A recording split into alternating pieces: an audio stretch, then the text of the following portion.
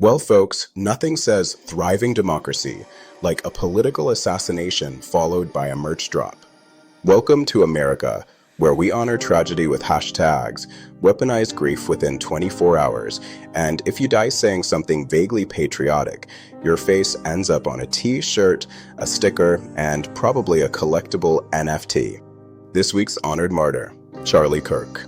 Yes, that Charlie Kirk, conservative talking head, founder of Turning Point USA, and the man who once called higher education a Marxist cult while charging college students $599 to hear him speak.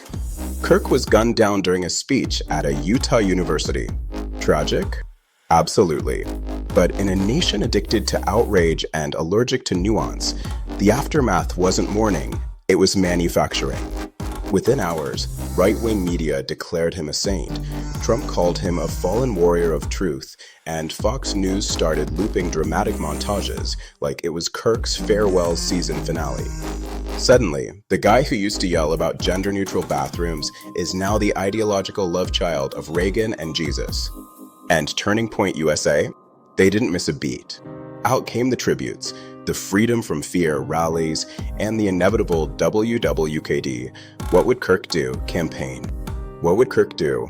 Probably monetize his own funeral and yell socialism at the casket. Even Trump jumped in, announcing the Kirk Freedom Scholarship, $500 for students who promise never to attend a liberal arts college. Because nothing honors the dead like incentivizing ignorance. But let's not get distracted.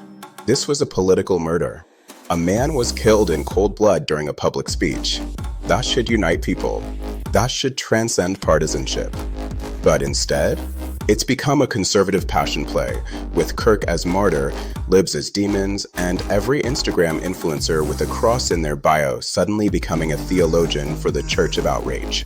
Laws are already being proposed in his name, like the Patriotic Expression Act, which, and I'm quoting loosely, makes it illegal to criticize America while wearing open-toed shoes. Conservative lawmakers are using his death not to reflect, but to escalate, demonizing campus speech, demonizing dissent, demonizing anyone who doesn't post a sad face emoji under Kirk's last tweet. This isn't justice. It's grief as marketing strategy. Look, free speech matters. Violence is never the answer. But when tragedy becomes a PR campaign, you have to ask, is this mourning or is this monetizing? Because so far, it feels less like a funeral and more like a rebrand.